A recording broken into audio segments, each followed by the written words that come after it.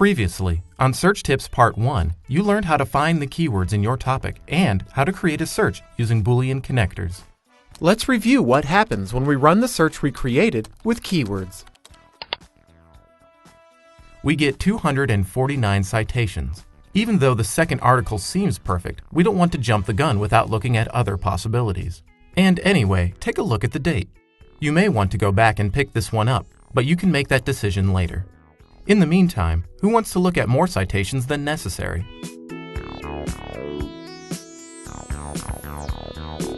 Most databases come equipped with tools that will help you narrow your results. Let's start with the kind of article you are retrieving. Depending on your topic and the requirements made by your instructor, you may want to limit your results to one of these kind of publications. Right now, let's use only scholarly and academic journals. Getting better, 84 citations. Scrolling further, if the publication date is important, you can limit the currency of your articles here. Looking good. 58 articles is certainly better than where we started.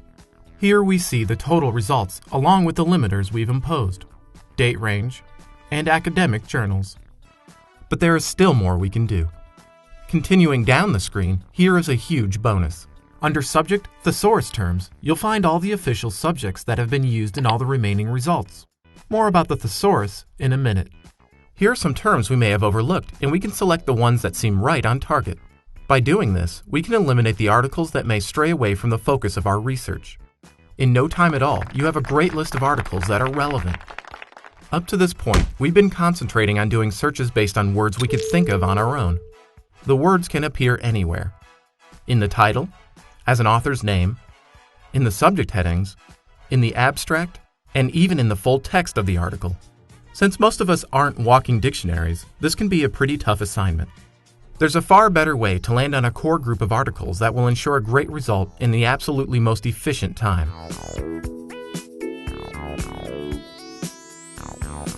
Rather than relying on keywords, your mission should be to find the official subject words that have been assigned to each article by someone whose job it is to read each article before it gets popped into the database.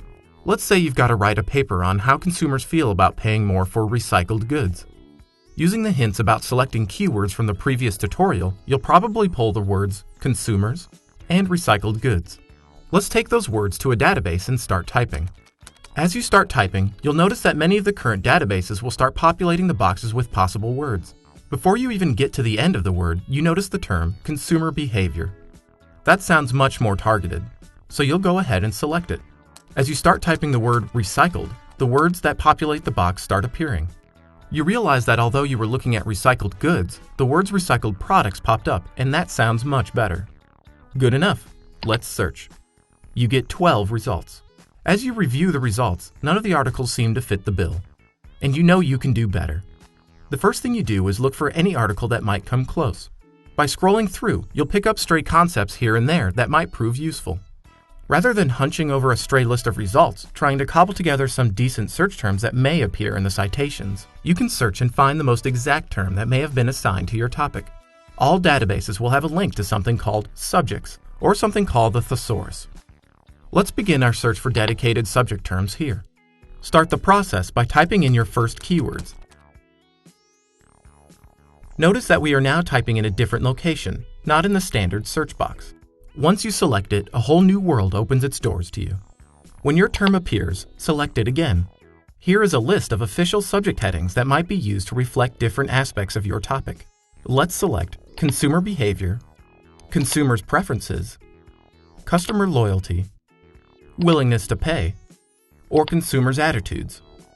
You'll note the words at the bottom of the list that are not linked and are considered dead ends. They could come up as words somewhere in the document, but they aren't considered official subject headings. Knowing we are considering all these words as relevant to each other, if not necessarily synonymous, we remember to connect them by the word or. When you select the Add button, the search string will pop up in the search box and you can run the search. The search comes back with more than 19,000 results. Don't worry, this is just the beginning. We'll pare this down in no time at all. Before continuing, it's a good idea to copy this search string before doing another one. It will come in handy when you want to add two strings together. Let's look at the subject terms again. This time looking up recycled products. Select your term. Based on this list, the only ones that look interesting to my research are recycled products or green products. Once again, they belong in a related string, connected by the word or. Add the string to the search box and complete the search. The result of the search brings up more than 2,500 results. Time to put your two strings together. Here's where you can paste the result of your first string into the search box and connect the two ideas with the word and. By the way, the DE at the beginning of the search string stands for the word descriptor.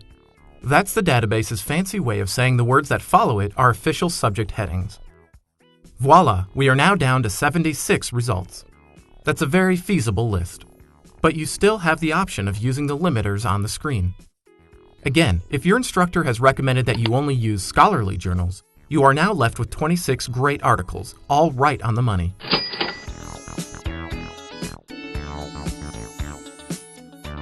Here's one final option that might come in handy when you're doing a search. As articles are reviewed for inclusion in the databases, they are broken down by sections called fields. Take a look at this article. Here is the title of the article, the author, the title of the periodical, the official subjects that have been assigned to this article, and the abstract. So, back to the search screen, depending on what fields you search, the results will be different.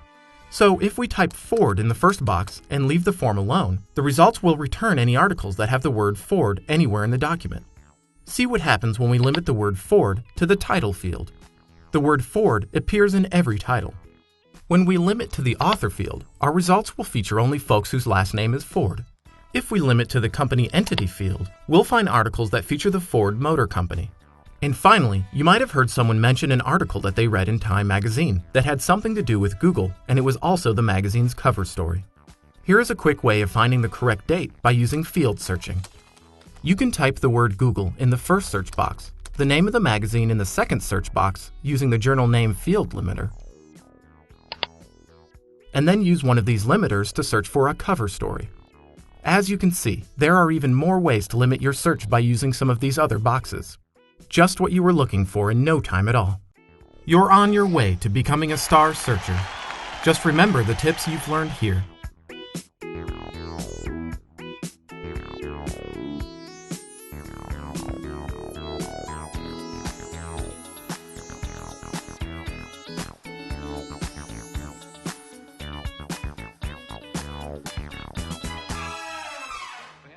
We've come to the end of our searching tips tutorials.